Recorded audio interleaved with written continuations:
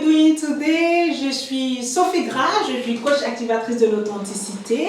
Il est quelle heure à ta montre? Il est authentique o'clock, c'est l'heure d'être authentique.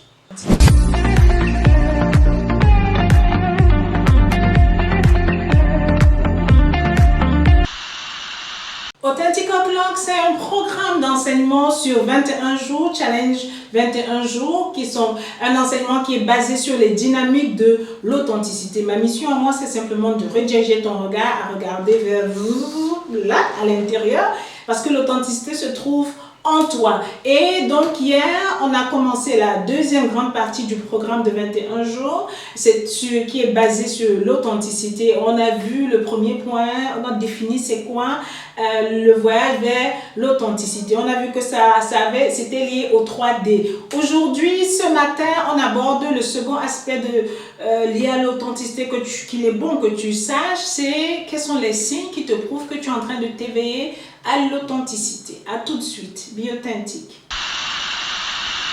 Bienvenue sur la plateforme Authentic O'Clock. On continue. Aujourd'hui, on voit les signes d'éveil à l'authenticité. C'est un voyage, c'est un processus de transformation intérieure. Ça commence toujours par l'intérieur. Et moi j'étais perdue quand mon voyage a commencé. Je me disais mais qu'est-ce qui se passe? Mes fondations allaient d'un côté à l'autre. J'avais l'impression que je n'avais plus de référent. Je commençais à détester ce que j'aimais. Bref, plein de choses. Et personne ne pouvait me l'expliquer jusqu'à ce que je fasse le travail intérieur. Je parte interroger des choses, des fondations à l'intérieur de moi. Et je sors de là quelques années plus tard pour t'aider toi, si tu te trouves dans cette situation, à comprendre ce qui est en train de se passer en toi. Tu es en train d'avoir simplement des signes qui t'appellent à vivre de manière plus authentique et moins fausse. Ok? Quels sont ces signes? Regardons-les ensemble. Les signes d'éveil à l'authenticité. L'un des premiers signes, tu as un besoin accru d'être seul. Ok? Même moi, j'adorais la foule. J'avais 1000 personnes que je dirais. J'étais par-ci, par-là. Je voyageais, j'avais des contrats. Bref, c'était une vie super active. Mais lorsque le voyage a commencé, boum, j'ai eu un besoin vraiment, vraiment très, très poussé. Solitude.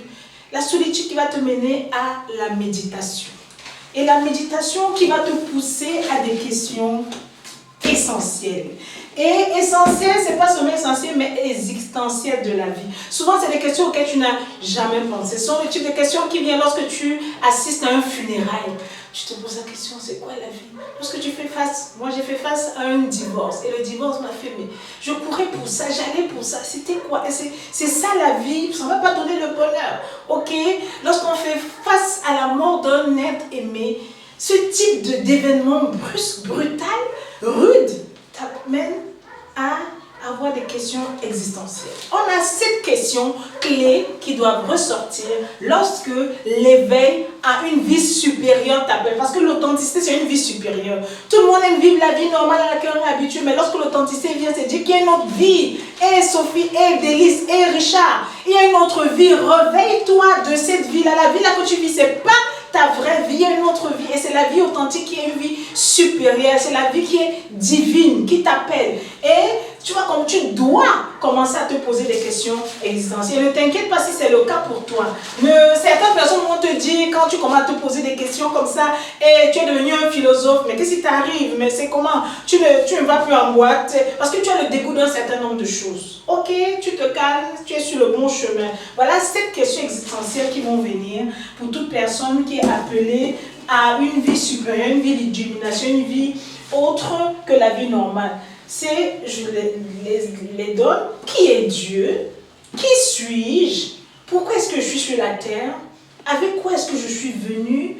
À quelle dimension est-ce que les choses qui sont en moi doivent toucher les autres? Comment est-ce que je vais faire pour que ça touche les autres? Avec quelles ressources je vais le faire? Où est-ce que je dois le faire? On a cette question qui nous vient à l'esprit lorsqu'on commence lorsque l'authenticité commence à nous appeler. Allons pour la une, rapidement. Qui est Dieu? Ça, c'est tout un cours, hein? Vraiment, je passe dessus. Qui suis-je? Qui suis-je? C'est lié à ton identité. Est-ce que lorsque titres finis, je suis consultante, mais lorsque je n'ai plus de boulot, j'avais 5 ans, j'ai aucun contrat, j'ai aucun boulot, je suis consultante, c'est pas mon identité, je ne suis plus ça. Oh, tu es la bonne amie, lorsque ces amis disparaissent, qui suis-je? Oh, tu es la bonne épouse, lorsqu'il n'y a plus de mariage, qui suis-je? Oh, tu es la femme d'affaires, lorsqu'il n'y a plus d'affaires, qui suis-je? Donc, lorsque toutes tes références normales, terrestres disparaissent, qui suis-je en dehors de mes titres, de mes statuts, de ma position sociale, de ce que les gens disent de moi? C'est mon identité divine. Pourquoi suis-je sur la terre? À un moment, tu te poses la question, est-ce que je suis venu sur la terre là, pour travailler, gagner de l'argent, pour monter, descendre, signer des contrats, quel que soit le domaine dans lequel tu es, tu te poses la question de savoir, what is my purpose, quelle est ma mission de vie? Parce qu'à un moment, tu as la question la réponse que tu vas trouver de qui est Dieu va te faire comprendre qu'effectivement, Dieu t'a envoyé sur la terre pour un but. Tu n'es pas là par hasard, tu n'es pas venu accompagner les gens, suivre la foule. Tu te poses la question, il y a ta mission de vie. Et avec quoi? Avec quel potentiel je suis venu? Ok? Tu commences à regarder de l'intérieur et tu regardes le potentiel. Le potentiel, c'est tes capacités, tes possibilités, tes talents, tes dons, tes forces, même tes faiblesses, tes imperfections. Ça fait partie de ton potentiel. Ok? Tu vas essayer de voir tout ça, de ressortir ce que les gens disent de toi, ton physique, ton naturel, ton apparence, tout ça, ton potentiel, avec quoi je suis venu, à quelle dimension est-ce que je dois créer un impact sur les autres. C'est ton influence. Ça veut dire que oui, je sais aujourd'hui qui je suis, j'ai une mission, voilà mon potentiel, mais est-ce que j'ai une influence comme ça, toute petite? Est-ce que j'ai une influence très grande? Parce que tout le monde n'est pas appelé à avoir une grosse influence, ok? Quand je dis grosse influence, c'est l'influence selon l'ego, c'est-à-dire que quelqu'un comme Michael Jackson a dit qu'il a une influence planétaire. Tu vas commencer à te poser la question, quelle est ma tribu? Quelles sont les personnes avec qui je dois aller? C'est de ça dont je parle en termes d'influence. Et comment est-ce que je dois le faire en termes de stratégie, tactique, technique, méthode que je dois employer pour manifester mon but sur la terre et sortir mon potentiel? Tu te poses la question, avec quelles ressources, quelles sont les personnes, les partenaires, les partenariats que je dois faire? Quelles sont les ressources qui sont mises à ma disposition? Quelles sont les possessions matérielles qui doivent accompagner la manifestation du but de ma vie, de mon propos?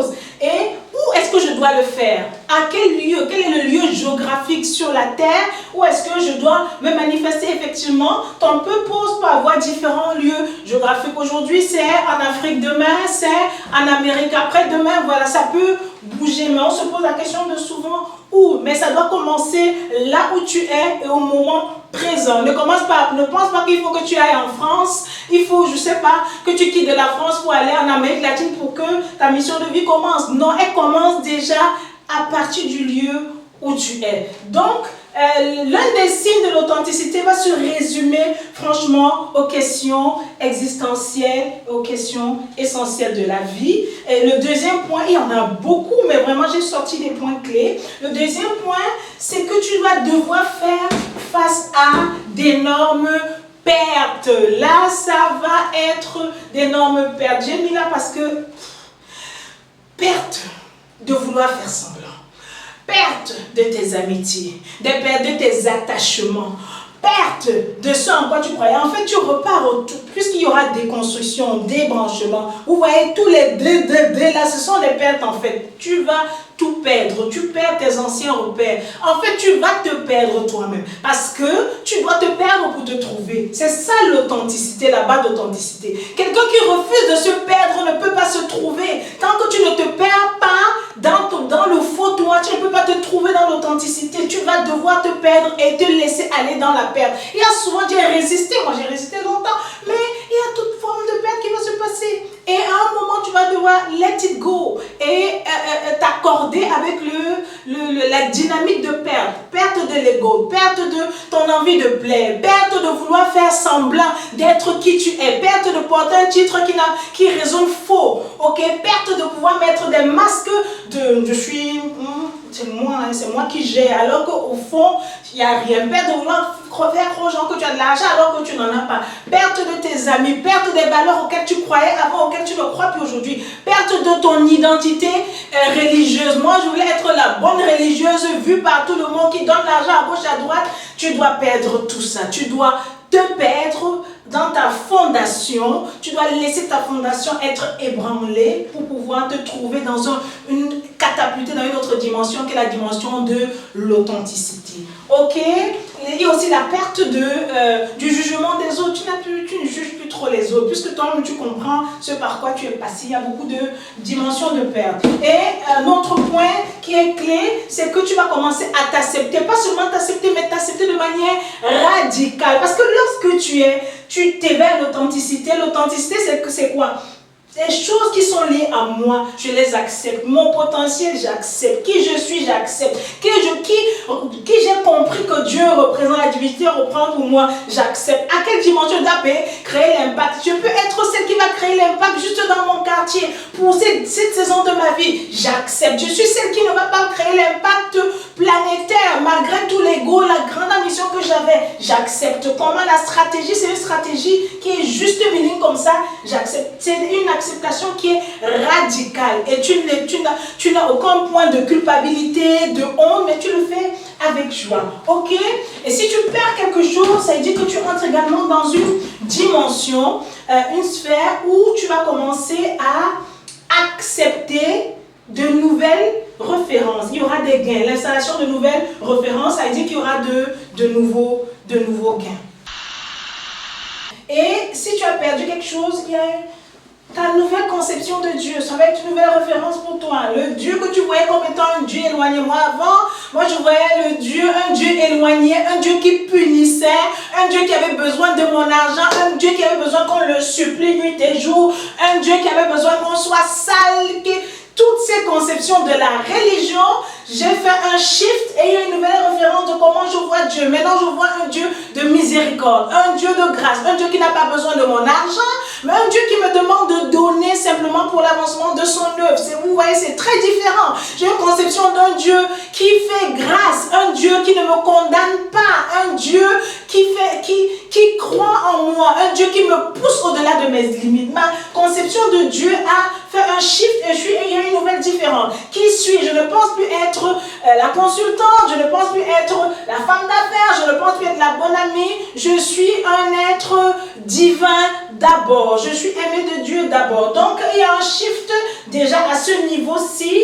Et ensuite, il y a des gains de ton paradigme. Ton paradigme change. Le paradigme, c'est la lunette de vie. Comment tu conçois le monde, comment tu perçois le monde, comment tu perçois les autres. Ça change de manière radicale. Installation de nouvelles références. Ta relation avec les autres également. Comment tu perçois les autres, comment tu vis avec les autres, tes valeurs, nouvelles références. Tes principes de vie, nouvelles références. Si dans ta vie, en termes de principes, tu avais l'argent en priorité, en deuxième point, la famille, en troisième point, le travail. Quand tu l'éveilles d'authenticité vient, il y a ce qu'on appelle le chamboulement, le déconditionnement. Et tu vois que la famille vient en premier, l'argent peut venir. Pas en termes de, on n'a pas besoin d'argent, l'argent ne fait pas le bonheur, mais non, mais en termes d'énergie, d'attention que tu donnais, ça va changer, ça va shifter. Installation de nouvelles références. On a plusieurs signes, mais globalement,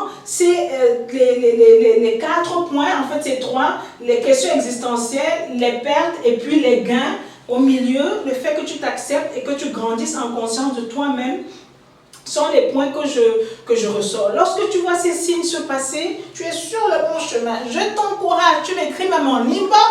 Si tu as besoin d'accompagnement, d'une compréhension plus poussée, je suis très disponible aussi bien sur Instagram que sur YouTube où je poste ce cours. Donc là, on termine avec les signes d'éveil à l'authenticité. Comme j'ai dit, il y en a beaucoup d'autres. Il y a la compréhension. Ta compréhension grandit, tu grandis en termes de maturité. Les choses que tu aimais, tu commences à ne plus les aimer. Ce que tu acceptes, tu commences à voir ça intolérable. Ok, ce qui pour toi était souffrance, tu changes ça pour que ça devienne plaisir. Il y a vraiment un certain nombre de signes qui peuvent s'ajouter à cela. Donc on s'arrête là pour aujourd'hui avec les signes d'éveil à l'authenticité. Après ça, on a comme toujours un devoir. Je vous remercie pour votre attention. Vous pouvez m'écrire, me faire des messages en inbox. On est bon pour aujourd'hui. À demain pour la prochaine session. Be authentique, je vous aime.